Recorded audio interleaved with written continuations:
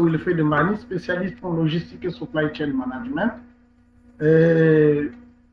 En réalité, je suis professionnel, donc je lis la théorie et la pratique.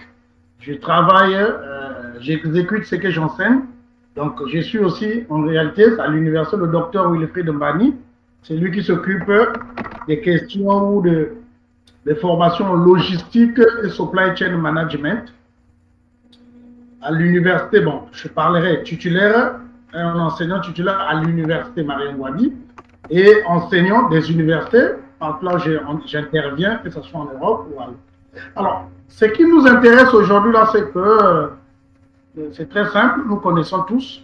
L'objectif, c'est d'avoir la maîtrise. Chez moi, quand j'enseigne les gens, je ne viens pas pour informer les gens, mais je viens pour former les gens. Je ne sais pas si vous avez la différence, vous voyez la différence entre informer et former. À mesure peut-être de s'aligner. Donc tout le monde doit d'abord comprendre c'est quoi la logistique, c'est quoi supply chain. Donc, si je vous ai donné cet exercice-là, c'est pour que vous soyez déjà éclairés là-dessus, pour que tout ce que nous allons faire, parce que les services, les métiers que nous avons eu à mettre là-bas, c'est ce que nous allons décortiquer. C'est-à-dire, si vous voulez devenir directeur logistique ou supply chain, évidemment, vous devez avoir la maîtrise de tout ce que on a eu à citer. Vous devez avoir la maîtrise. OK? Alors, donc, on peut continuer? D'accord. Monsieur Moussa, est-ce que vous avez quelque chose? Vous avez eu à faire quelque chose? Exactement, je fais quelque chose. Est-ce que vous pouvez nous parler de ça? Le directeur, il est à la tête. Sous le directeur, oui, vous avez quoi?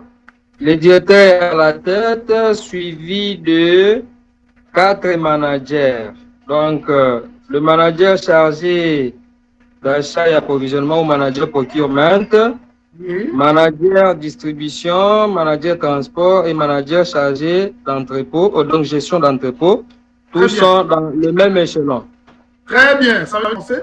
Il y aura des cas pratiques, il y aura des cas pratiques, il y aura des cas pratiques. Chaque notion que nous allons aborder, il y aura, dès qu'il y a une notion qui est terminée, il y a un cas pratique que vous comprenez. Et je demande à tout le monde de travailler. Quand je donne un cas pratique, travailler. Dorénavant, ça ne sera plus comme ça. Ça sera un truc bien. J'ai déjà beaucoup de cas pratiques ici. Dès que je vous balance ça, vous travaillez là-dessus. Quand je vous demande, c'est une formation professionnelle. Ça n'a rien à voir.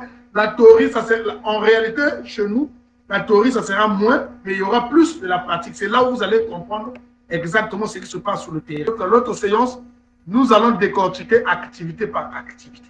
Tout ce que vous avez vu, on a cité là. On va décortiquer. Donc, nous allons commencer par achat et approvisionnement. Nous aurons carrément des séances, notre séance, donc je crois que le prochain, on va travailler sur achat et approvisionnement. Je ferai de vous des acheteurs locaux, comme des acheteurs internationaux, comme des managers des acheteurs. Une fois qu'on termine là, on passe par le transport. Après le transport, on passe par l'autre là, la gestion, l'entreposage. Le stockage.